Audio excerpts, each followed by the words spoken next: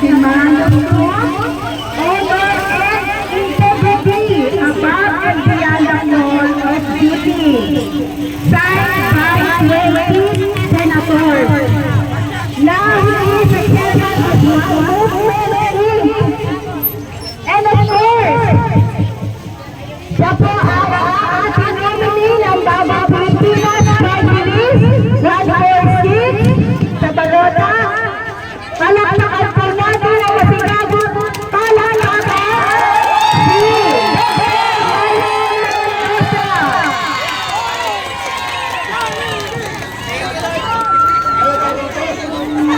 Kaya pa ako nito? Hindi ako lulusot Okay. Ang saya. Diba? So, ang saya ng program natin dahil nasikip na tayo ng kalsada. Anyway, magandang hapon po sa inyo lahat. Ako'y nagagalak despite na sa kabila po ng wala po tayong magandang covered court, wala tayong walang upuan, pero nagtataga po kayo na maghintay at makinig po sa atin. Pwede ba palapakan po natin ang bawat isa? Okay. So, bago ko po ipahayag. Hello! Gusto niyo ba akong pakinggan? Sigurado kayo? Dapat isa na nagsasalita muna. Di ba? Dahil pag gusto niyo po akong pakinggan, dapat isa lang po muna nagsasalita. Para sigurado niyo pong mapakinggan ang aking papahayag. So bago ko po ipahayag ang aking sasabihin, nais ko munang batiin ang ating kagawad. Pwede ba natin palapakan si Tata Ayunan? Ayun! Ang maraming tagahanga. Ayun, Tata! Okay. Siyempre, hindi po mabubuo ang pagtitipon sa araw na to kahit po maiksi po ang panawagan sa inyo, maiksi panahon, pero without this person po ay hindi po tayo magkikita-kita. Tama po ba?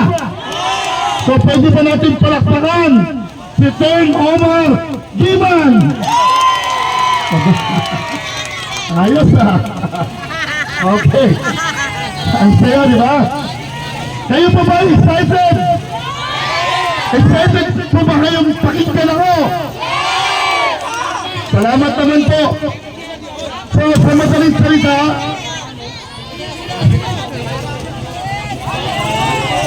napansin ko po, maraming nakapula dito. Tama? Iisa po ba ang ating ginagalawan? Lahat ba dito ay nakasuporta sa ating gobyerno? Sigurado po tayo? Lahat ba tayo ay sumusuporta sa ating mahal na Pangulong BBM? Okay, so in other words, tayo pala ay magkasangga. Tayo pala ay magka-partner. Tayo pala ay magkakampi. Tama po ba? Ayun, so hindi na po takot magsalita dito dahil lahat ng kasama ko dito ngayon ay kakampi ko. Mapalakpakan naman po natin na lahat. So,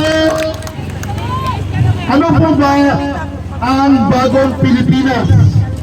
Siyempre, pag pinag-usapan po natin ang bagong Pilipinas, ito po ay tatak. Alam niyo po ba yun? Ang bagong lipunan ay tatak ng ating mahal na Pangulong Ferdinand Marcos Sr. Tama? Ang bagong Pilipinas, hello? Ang bagong Pilipinas po ay tatak naman. Hello? Papanahin mo na natin.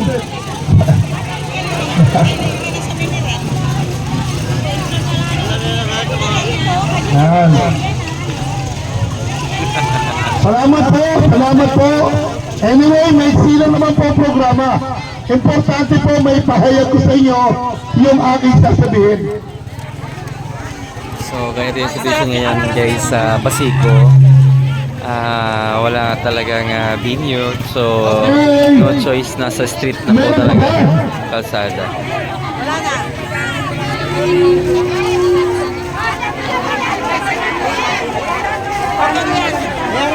Okay, okay. Sige po, para Lord, mabutot kayo ng ulan. Harangan niyo na harangan. Okay, itutuloy ko na po. Hello! Hello!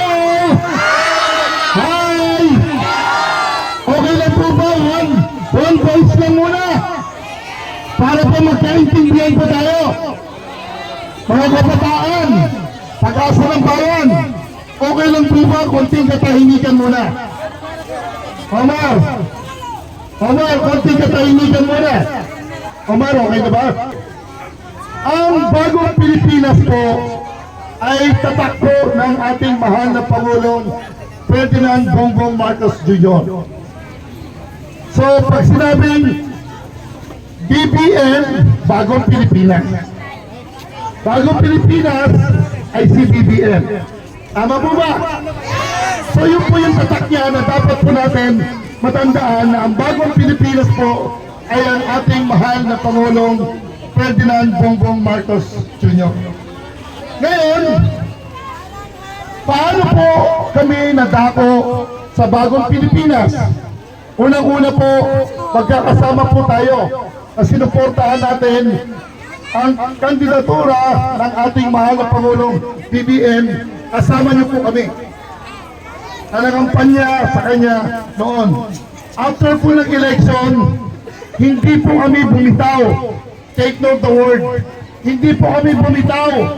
Dahil ang sabi po ng ating mahal na Pangulong BBM, sama-sama tayong babangon muli. Tama? Hindi niya sinabi na ako lang ang mag-isa para bumangon ang Pilipinas. In other words, kasama po tayo. Katuwang, partner. Tama? Dahil kung hindi po natin siya sasamahan at hindi po tayo partner niya, mahihirapan din po siya mag-isa.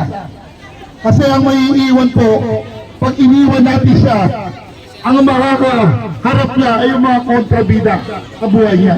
Tama? Kaya kami po, ang aming grupo po ay bumuo po ng isang NGO, non-government organization. In other words, volunteer. Kami po ay gumawa ng 6 na programa paano makatulong sa ating gobyerno para umangat po ang ating bansang Pilipinas. So, sa madalit salita, kami po, tayo ay partner ng ating pamahalaan upang umangat ang ating bansa. Bumuo po kami ng 6 na programa. Number 1, patungkol po sa food security, focusing on urban gardening. Binalik po namin yung pagtatanim sa kanya-kanyang mga bakuran. Paano naman po yung mga walang bakuran? Lalo na po sa Metro Manila. Paano kung may pandemic part 2? Anong gagawin natin? Wala naman tayong mabibilang pagkain. Meron po kami mga training, teknolohiya, patungkol po sa hydroponics, aquaponics, na kahit wala kang lupa, kahit wala kang bakuran, pero pwede ka pa rin magtanim. Yun po yung ginagawa po namin at tinuturo sa mga miyembro namin. Number 2, patungkol po, hindi lang po sa pasok. Meron na tayong mga vertical. Gagamit ka lang ng mga yung plastic ng soft drinks. Pwede na po kayong magtanim ng mga gulay, putas, kahit wala po kayong lupa. So number 2 po, nakatuon po kami sa pagbibigay ng skills and livelihood program through TESTA. So dahil kami po ay tayo po ang pundasyon ng ating mahal na Pangulo, tayo po ay may boses po. Take note the word. Tayo po ay may boses po sa mga bawat ahensya ng ating pamahalaan. Kaya po, kami po ay mayroong partnership sa TESDA at marami na po kaming training na ibigay sa mga iba't ibang organisasyon. Number 3, we are also focusing, nakapokus po kami sa pagbibigay po ng disaster response. Tumutulong po kami sa mga kalamidad. Lagi pong naka-action po ang One Movement. Ang pangalan po ng aming grupo na NGO ay One Movement. At yung aming Disaster Response and Relief Operations Program ay nag-a-assist. Tumutulong kami sa mga kasamahan natin may problema sa medical assistance, educational assistance, burial assistance, pabahay ni BBM, kung saan po merong available. Number 4, bantay komunidad para po siyang sumbungan ng bayan. And number 5, moral recovery and spiritual enhancement program. Sa madaling salita, ibabalik po natin yung moral values. Dahil sa panahon po ngayon, marami na pong nagbago sa pananaw ng mga kabataan. Nawawala na po, unti-unti na po, nawawala ang pagmamahal sa bayan. Nawawala na po ang respeto sa matatanda, kaya po binuo po namin ang Moral Recovery and Spiritual Enhancement Program. And number 6 ay patungkol po sa Environmental Protection Program. Ang One Movement na NGO po na grupo namin ay aktibo po na nagtatanim at nakatutok po kami sa kahabaan po ng Sierra Madre Mountain Range. Anong? Nasaan po ang Sierra Madre? Nasaan? Cavite? Nasaan po ang Sierra Madre? Nueva Ecija? Akala ko rin po ang Sierra Madre ay isang bundok lang. Ito pala ay binubuo po ng 10 probinsya. It is a 540 kilometer stretch mula po sa Cagayan Valley hanggang Quezon Province. Ganun po kahaba ang Sierra Madre. Bakit po kami nakatuon sa pagtatanim sa Sierra Madre? Siya po yung pumipigil. Take note the word. Pumipigil sa malalakas na hangin at bagyo na pumapasok po sa Central Luzon. Sa madaling salita, pag napabayaan po natin ang Sierra Madre, ang buong Central Luzon, ang buong Metro Manila po ay lulubog. So, doon po kami nakatuon at ang isang flagship project po namin ay pagtatanim po ng 1 million trees in a year sa loob po ng Sierra Madre Mountain Range. At meron din kami mga partnership sa mga Dumaga tribe, sa mga iba't ibang tribo, at nakikipag-ugnayan po kami tungkol po sa pagtatanim. Dahil malaki na po ang problema natin sa climate change. Sobra bang init? Sobra na po bang init? Dahil po sa climate change o pagbabago po ng klima, unti-unti na po nauubos ang ating kabundukan. Subukan nyo po pumunta ng bundok ngayon. Maraming puno. Magtataka kayo bakit ang lamig at madaling araw parang ang nasa ibang bansa sa sobrang lamig dahil sa maraming puno. Iyon lang po ang solusyon. Kaya yun po ang programa ng One Movement. Ngayon, dahil kami po ay partner ng ating administrasyon ngayon, kami po ay nag-uopisina sa Bagong Pilipinas Headquarters. So meaning, headquarters po ng ating mahal na Pangulong BBM. Ngayon, ang inyong abang lingkod ay nabigyan po ng oportunidad na maging nominee ng Bagong Pilipinas Party List 146. Ano naman po ang programa o advokasya ng Bagong Pilipinas Party List 146? Hello! Gusto niyo ba mapakinggan kung ano ang programa ng Bagong Pilipinas Party List 146? May hina, parang ayaw ng iba. Gusto niyo ba pakinggan ang programa ng Bagong Pilipinas Party List 146? Okay, salamat po. Ito po ay patungkol po sa mga karagdagang pagkakakitaan ng bawat pamayang Pilipino. Lalong-lalo na po sa mga mahihirap na katulad po natin, sa mga peasant workers, ordinaryong manggagawa, at higit sa lahat po, patungkol po sa mga manggagawa na nagtatanim na tinatawag po natin farmers. Hello! Yun po ang programa ng Bagong Pilipinas Party List. Livelihood Program, na ang program na to ay walang diskriminasyon para sa lahat. Kahit na ikaw ay senior citizens na nanay at kayo pa'y malakas at gusto nyo pang humaba ang buhay nyo at gusto nyo mag-sideline at magtrabaho, pwede po namin kayong bigyan ng hanap buhay. Ganun po sa Singapore. Makikita nyo doon, ang mga senior citizen ay pantay-pantay po sa normal na mga manggagawa. Tapos, yung mga person with disabilities, mga may kapansanan, wala pong matibay na programa. Anong hanap buhay at pag-asa ng ating mga kapatid na mayroong kapansanan? Anong livelihood? Iyon po yung pagtutuunan natin. Gagawa po tayo at lilikha po tayo ng mga pagkakitaan ng mga hanap buhay para sa lahat ng mga mahihirap na mamayan Pilipino. Then, yung mga estudyante na gusto pong mag-working student, ako po'y graduate civil engineer, pero pinagtsagaan ko pong working student po ako for 5 years. Natapos ko po ng 5 taon ng engineering straight. Nagtatrabaho po ako sa umaga, sa gabi po nag-aaral ako. Yun po ang ginawa ko. Ngayon, anong tulong at programa na gagawin natin para sa mga working students? At yung mga hindi nag-aaral, anong programa para meron pinagkakabalahan yung mga hindi nag-aaral?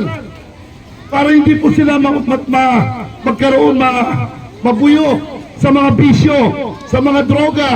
So mag-create po tayo ng mga panghanap buhay, trabaho para sa mga out of school youth. Okay? So ganun po ang pagtutuunan ng Bagong Pilipinas Party List. Lilikha po tayo ng mga trabaho. Kung kinakailangan, lumikha po tayo ng mga industriya na tayo po ay instead na kumukuha ng mga produkto sa iba't ibang bansa, lalo na sa China, ay tayo ngayon ang gagawa at mag-i-export ng mga produkto na gawang Pilipino. Yun po ang palalakasin po natin. At tutulong din po tayo sa mga kooperatiba. Dahil maraming kooperatiba dito sa Pilipinas, karamihan po hindi tumatagal. Dahil hindi po matibay ang programa para sa panghanap buhay. So, in other words, kapag nasolusyonan po natin ang karagdagang kita ng bawat Pilipino, hindi po yung kita na tinatawag po natin na may kasabihan, isang kahig, bukas na naman, maghahanap ka na naman. Tama? Kailangan po masustain po natin na hindi lang po tayo para sa pagkain sa araw-araw, kundi po umangat po ang pamumuhay ng bawat Pilipino. Meaning, kung tayo po ay maraming malilikhang mga trabaho, yung problema po sa pang-araw-araw na pangailangan ng pamilya ay matutugunan na. Tuition fee, pagkain, kuryente, at kung ano-ano pa ho mga pangangailangan sa pampamilya. Tama po ba? Gusto niyo po ba yan? Parang ayaw nyo. Gusto po ba nyo ba yan? Okay, marami pong salamat. And siyempre po, sa totoo lang, inimbitahan ko dito si Miss Mara Tabundong. Kilala niyo po ba siya? Napakalaki po ng puso niya sa pagtulong. Maganda na siya po ang makatuwang ko sa Manila. Maganda po na siya po ang maluklok na bagong mayora ng Manila. Hindi po siya politiko na tao. Ang hangad niya po ay makatulong. Sa loob po ng maraming taon, kahit hindi po siya nakapwesto, mahal na mahal niya ang mga taga-Manila. Marami po siyang tinutulungan, lalo-lalo na po ang mga senior citizens na magiging senior na rin ako. So sa madalit salita, marami po siyang programa na pagbabago po sa Manila.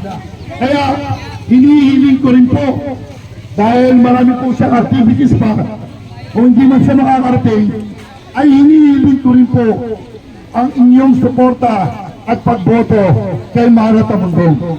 Kung gusto niyo po ng pagbabago at tunay na serbisyo, hindi po yung pangiti-ngiti lang, puro pangako, pagkatapos wala naman po nangyayari. Si Miss Mara Tamundong po, maaasahan po natin siya. Halakpakan po natin siya. Ngayon, gusto ko lang pong marinig ang boses dito sa ating lugar na to.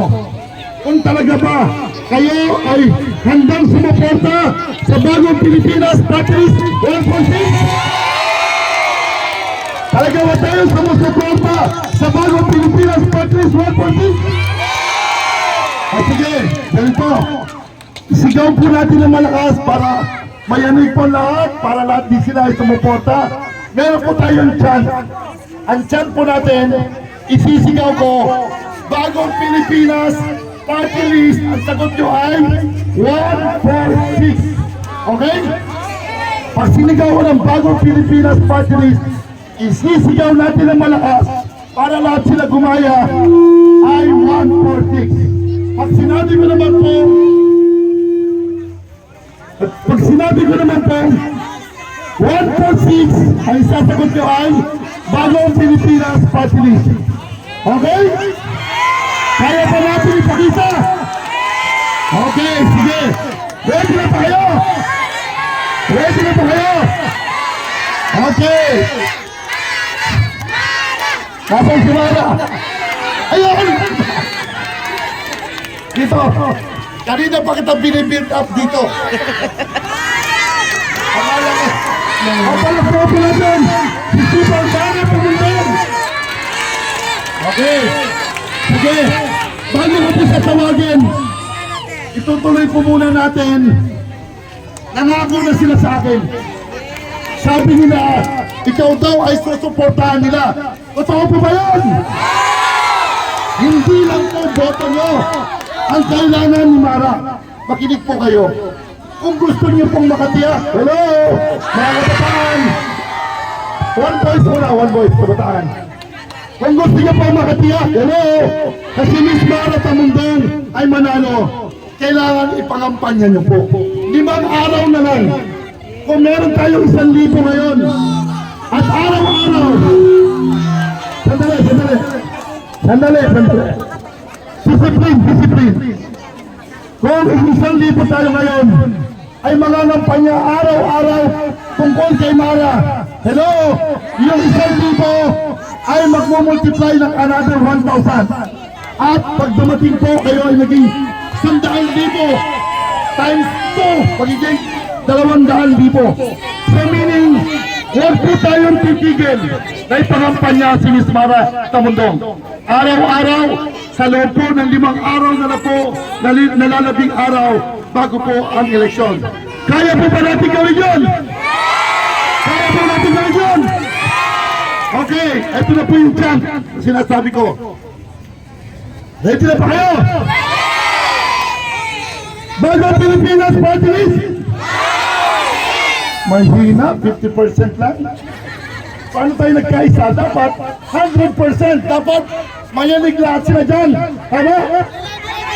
Kapag sinabi ko, sino ang bagong mayora ng Manila? Ready na kayo? Okay. Okay. Oh, bagong Pilipinas Party List? Bagong Pilipinas Party List? Bagong mayora ng Manila? Bagong mayora ng Manila? So again, ladies and gentlemen, bago tayo mag-pictorial at final chant, akin na pong tatawagin ang ating bagong mayora ng Manila.